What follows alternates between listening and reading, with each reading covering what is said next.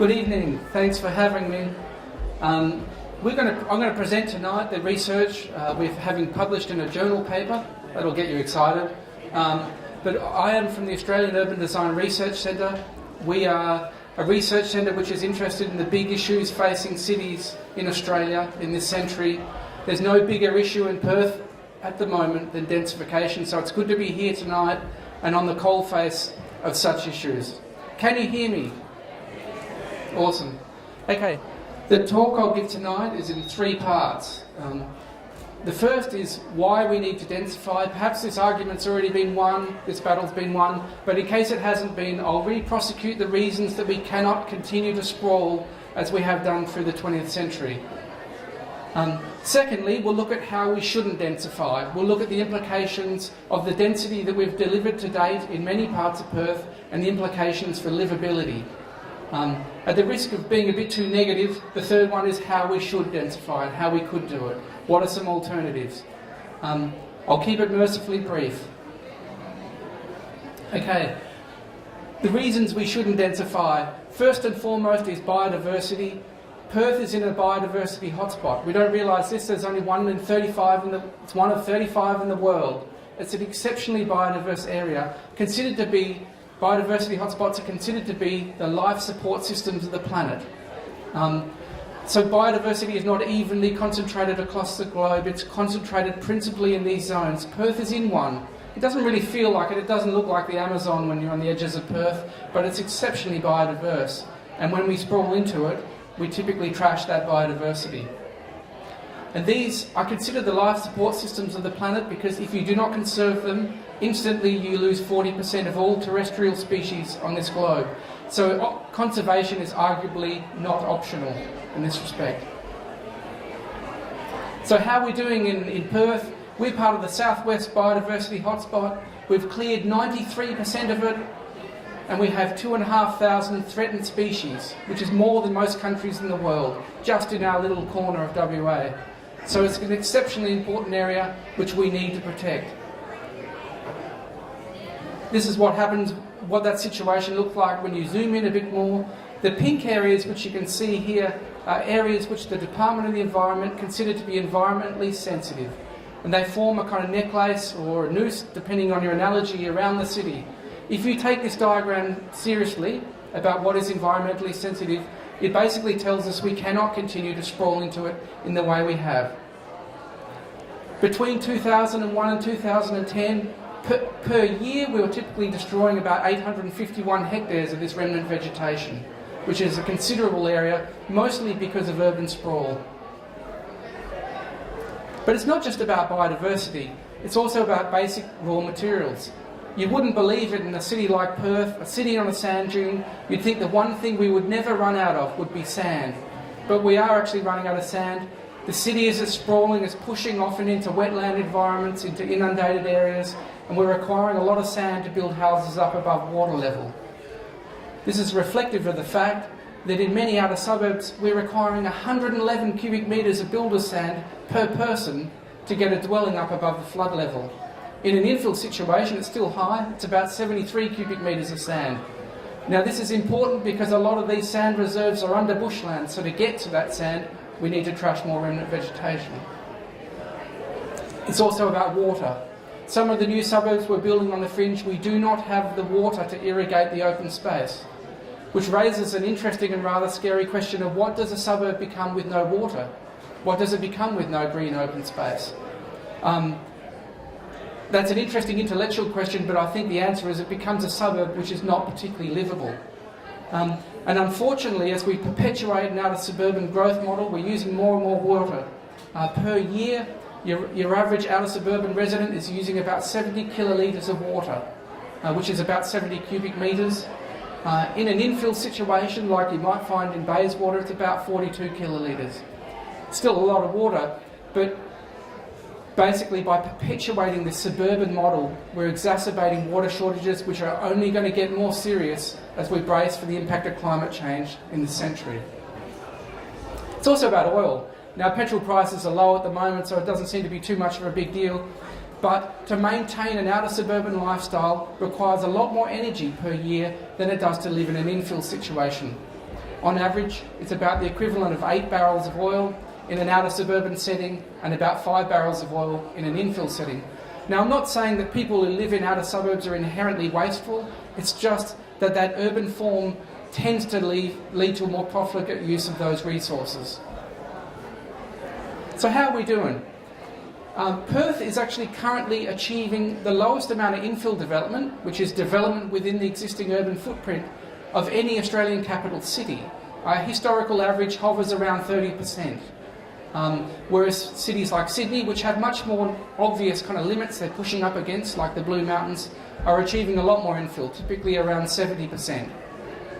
So we asked ourselves the question, if we continue to deliver 30% infill and do 70% new suburbs on the fringe, and if our population reaches the projection of 6.6 million, which the ABS, the Australian Bureau of Stats, predict for 2061, how much will Perth sprawl?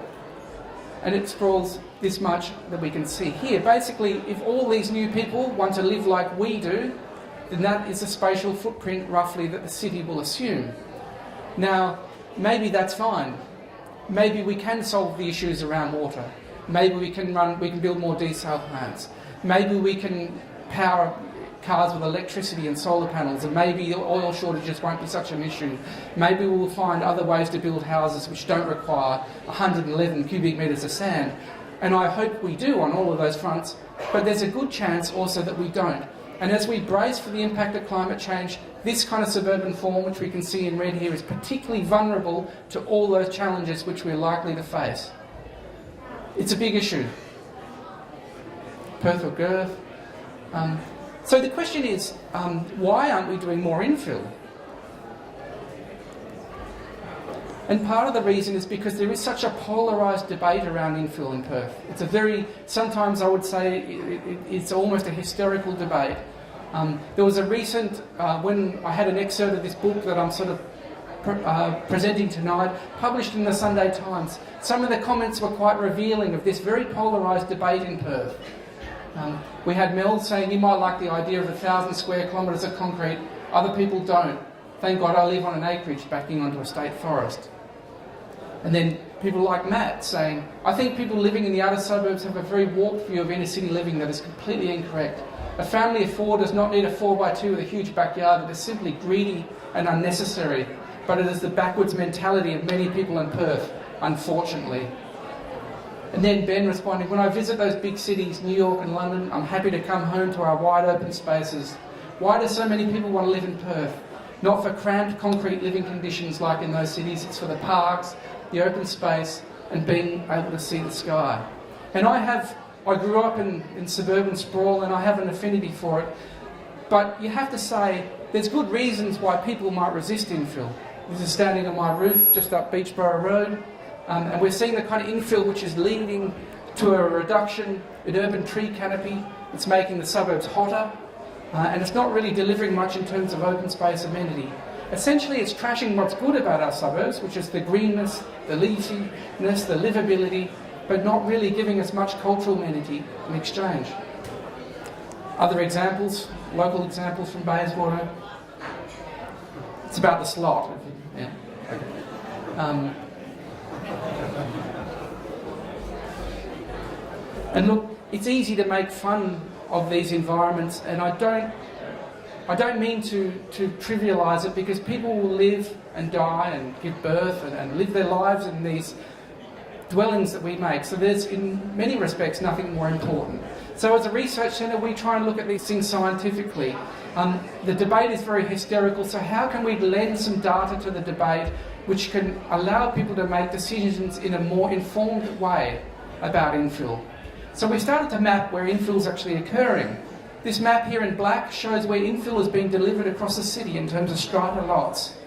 That's juxtaposed with these circles, which is where the state government wants it to happen, in activity centres, which is densification of transport hubs and commercial hubs. So what's happening is typically ad hoc and dispersed across the metropolitan region, and that comes with a series of issues which we'll explore.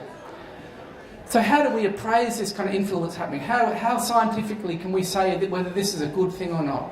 Well, we started to define, what does urban livability mean?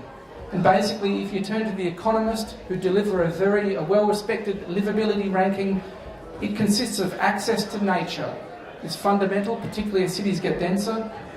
It's about access to public transport and access to cultural assets and amenity. So what we did was to take all the infill in Perth and ask, are we delivering the livability which the state government says we should be aspiring to and which the research and the literature says we should be achieving? So let's talk about access to nature. This is a map which shows the percentage of urban forest cover across the central sub-region. What you'll notice is there's a correlation between density in black and a reduction in the urban forest. Okay, so if you look at places like Dalkeith, they're very green and there's not much infill. This is no coincidence. Infill is leading to a tremendous reduction in urban forest cover. And in fact, in just 3 years in Bayswater, we lost 13% of our urban canopy, which is a substantial amount. Urban tree canopies are not just things that look nice, they sequester carbon, they mitigate urban heat island effects, they cool the suburb, they infiltrate and clean stormwater, they provide for mental health benefits. So they deliver many things which contribute to the livability of an area. The infill we're delivering is trashing that kind of infill, that livability. And we all know it when you look here at this aerial photo, there's a very obvious correlation between properties which haven't been subdivided and which have significant mature trees, and properties which have been subdivided and developed with 3 to 5 dwellings, which have no trees and will never have any trees because there has no room for them. We also looked at things like regional open space, your big parks. Where we're doing a lot of infill, there's no access to regional open space, which is the big natural spaces which people in denser situations tend to seek out. So we're entrenching a lot of density in suburbs like Mirrabooka and what was known as Balga, in places where we don't have the amenity to support it, which arguably for those residents is really diminishing their potential urban quality of life. And where we are doing a lot of density, the parks are not really being improved systematically. We're not getting a kind of compensation back for allowing density into our areas. This is a park near where I live where in time-lapse photography we did over a complete day. No one ever went in it, and I can understand why. You would be regarded as being suspicious if you went to read a book in this park. It's also about public transport. That's another part of urban livability. This is a 5-minute walk to train stations, which you can see in the dots. What is evident from that is that most infill we're doing is nowhere near public transport in terms of heavy rail. So it's not really affecting the way people use vehicles. When you look at the bus system, it's a little bit better, but unfortunately, a lot of people are not persuaded out of using cars to use the bus because they have to catch a bus initially down their street, then to a train station, and then presumably into the city. And for a lot of people, that's just too much with a busy life. And the results of that are this is a diagram which shows the percentage of people who drive to work. And in many areas like Bayswater, 70% of people still drive to work alone, even though there's a lot of infill happening. So it would appear that it's not really having an effect on the way people use public transport or get out of their car. And this is what happens. This is in my street. When the 5-pack was developed in my street, my presumption was initially they must be always having parties because there's so many cars, but they weren't. This is just the status quo. And this gives, arguably people a good reason to then resist infill, cars littering otherwise quiet suburban streets. Finally, it's about access to cultural amenity and cultural assets. This is local shops. So actually, a lot of people are within 5 minutes of a shop. You can buy a bottle of milk, but not necessarily a lot more. Not the kind of cultural amenity and urban vitality in life that the 19th century French flaneur would have found delightful on his evening stroll. We're not seeing much of that kind of cultural amenity being delivered by virtue of this infill. So, I've been pretty negative. I said we shouldn't sprawl, we shouldn't do density like we are. So what is one answer? I think there are a number of answers, but given the time shortage, I'll just speak to one of them tonight, and I'll speak to Bayswater Town Centre. We would argue that places like Bayswater Town Centre make some sense from a densification perspective because they offer access to amenity and natural assets. Now, what is happening as people move to higher density, they don't necessarily want sporting fields, they want access to nature, which achieves some kind of symbolic equilibrium. with living at a higher density and being able to access natural spaces. We're a short walk to the river.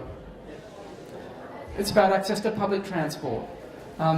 Obviously, with the airport link going in, connecting Bayswater into that network, it connects Bayswater to the world. And we potentially have excellent public transport connectivity when that link is built, and even now. Finally, it's about access to cultural assets. Now, it's not Sydney Opera House, but we have the bones of cultural assets in Bayswater Town Centre which can really be built upon. And I wanted to conclude with this image. And I think anyone who stands up and says the densification of Bayswater Town Centre will not affect the character that place is lying, it definitely will. However, I think all of these larger urban design and planning decisions need to be considered trade-offs. And I do have a certain personal affinity with the ramshackle and slightly rural quality of the town centre. I'm not immune to that charm, and it was a great attraction. But I think when you rate that kind of charm next to the fact of trying to provide the greatest livability for the greatest number of people, you have to regard that perhaps that charm is not worth the sacrifice. This is my sense. There are other ways of doing infill, but we believe strongly that there is a role for the town centre, and we need to have a reasoned and rational debate about how it could deliver this livability for a great number of people. Thank you.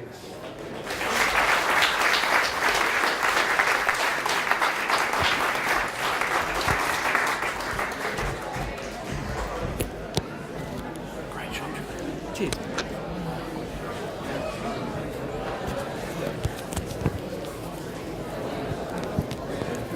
Woo. What's that? Oh, it is.